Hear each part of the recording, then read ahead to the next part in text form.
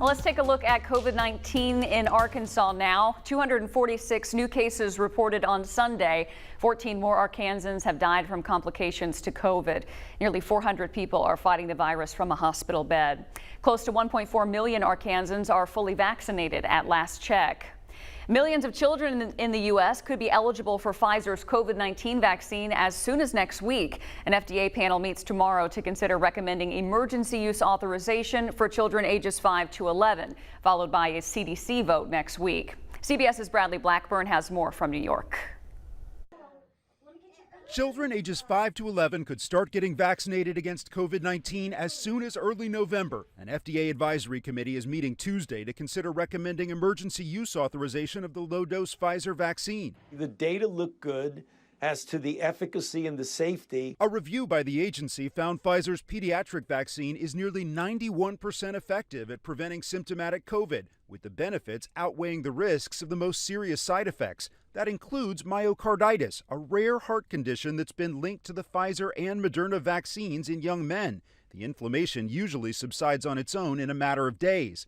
The Biden administration has purchased enough vaccine for the country's 28 million children in that age bracket. Vaccinating children will be really important for us to be able to return to normal life as we know it. If the FDA formally signs off on the 2-dose vaccine, kids ages 5 to 11 will be able to get shots at pediatricians' offices and even schools. Mom Kaylee Becker wants her 9-year-old son vaccinated. We're looking forward to the day that he is, so we can have a matching set of protected kids. It could also be a game changer for holiday gatherings. Families that seek their first shot by mid-November, that those children will be considered fully vaccinated by the winter holidays at the end of December. Moderna says its half-dose vaccine showed a strong immune response in children ages 6 to 11. The company plans to submit data to regulators soon. Bradley Blackburn, CBS News, New York. The National Institutes of Health is investing $70 million from the American Rescue Plan to help bring more high-quality at-home COVID tests to the market. The FDA has also authorized another over-the-counter rapid antigen test. Starting today, UAMS will begin offering booster shots for Moderna and the Johnson & Johnson COVID vaccine. The vaccine clinic already offers the Pfizer booster, and after approval from the FDA, if you got the J&J vaccine originally, you can mix and match your booster, meaning you can get either the Moderna or Pfizer shot if you want it.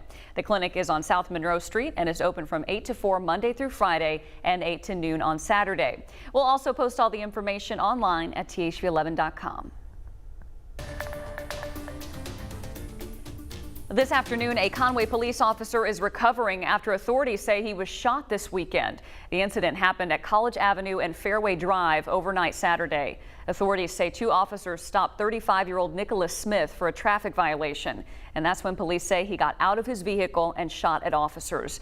Police fired back, shooting and killing Smith. One of the officers was shot in the leg but is expected to make a full recovery.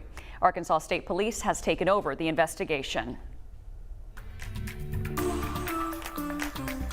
We're getting a count this afternoon on just how many prescription drugs and pills are off the streets because of Saturday's drug take-back events held across the state. Twice a year, events like this are held to give people a chance to safely dispose of their old and unused prescription medications, even over-the-counter meds as well. Not only does it keep the drugs from getting into the wrong hands, but it's good for the environment. If you flush them down the toilet or if you throw them in the trash, we find that they find chemicals that get into the water table, and you start seeing things or prescription drugs showing up. Put them in the incinerator and it totally avoids all that.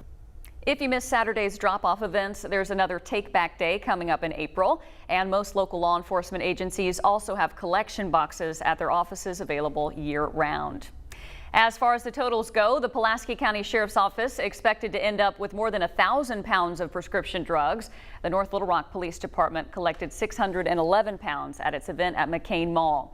These are some pictures there of the event. Benton Police collected 151 pounds of medications, and Conway Police reporting more than 200 pounds of pills collected at their drop-off event on Saturday.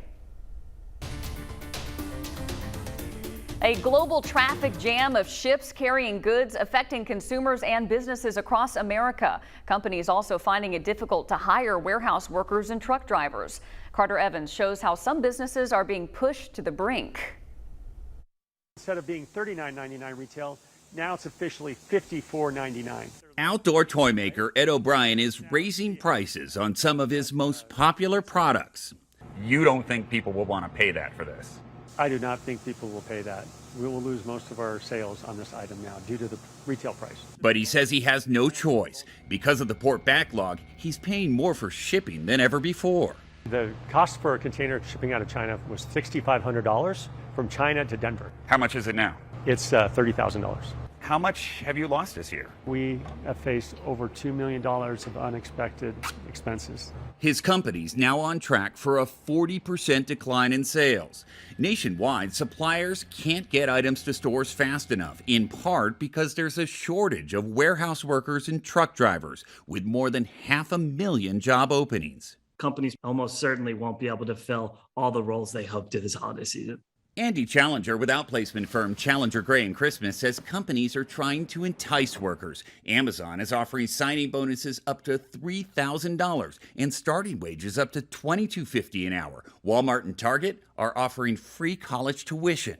What it's mostly doing is hiring away workers from their competitors, and that's why we're seeing some of the highest quits rates that the country's ever recorded. For Ed O'Brien, there are even bigger concerns if things don't turn around.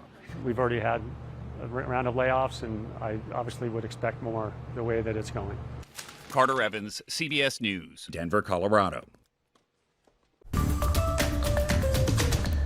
House Speaker Nancy Pelosi said Democrats could reach a deal by the end of the week to pass a nearly $2 trillion package with the heart of President Biden's domestic agenda on the line. The measure is expected to include free universal pre-K, expanded Medicare, and at least 4 weeks of paid family leave, as well as environmental measures. But Democrats still can't agree on how to pay for it. Arizona Senator Kyrsten Sinema rejected a proposal to increase taxes on corporations and on Americans earning more than $400,000. She voted against the Trump tax cuts, and I just don't understand why she's not willing then to raise some of the rates back to what they were. The White House is floating a tax on billionaires as well as a 15% corporate minimum tax to close any loopholes allowing companies to pay less. Meanwhile, there are claims surfacing online that the Democrat spending bill includes a, quote, death tax. Matt Gregory from our Verify team breaks down that misinformation. Looking through the legislation and talking with experts, it's a false and misleading claim, but let's break down why it's false. This is the Facebook post. It says how many citizens are actually aware under Part 2 of the infrastructure bill upon death, the entire value of your accumulated wealth and estate will be taxed at 61%. Let's verify. Is this true? To find out, we went to the infrastructure bills themselves and two fiscal policy experts, Shai Akabis from the Bipartisan Policy Center and Mark Goldwyn from the Committee for a Responsible Federal Budget. First off, let's flag this post as false. Generally false. That statement was. The infrastructure bill has nothing even anywhere close to a estate tax or a wealth tax. The so-called death tax proposal is not currently in either infrastructure bill. And our experts say this post is misleading for another reason. The death tax proposal has come up in legislation before. It would have been a combination of estate taxes, which don't apply to everyone. Only about 2,000 households in the United States ended up paying an estate tax, and those estates had at least $11.7 million of assets in them. And a raise in capital gains taxes, which again doesn't apply to the vast majority of Americans. I'm talking about people that die with more than $25, $30 million worth of assets. That'd be their marginal rate. So no, this post is not true. There is currently no death tax in the infrastructure bills. Now, this death tax has been seen in other legislation, particularly the president's budget, according to our experts. But that would once again only affect the ultra-wealthy. But still a no, it's not in either one of the infrastructure bills. With Verify, I'm Matt Gregory.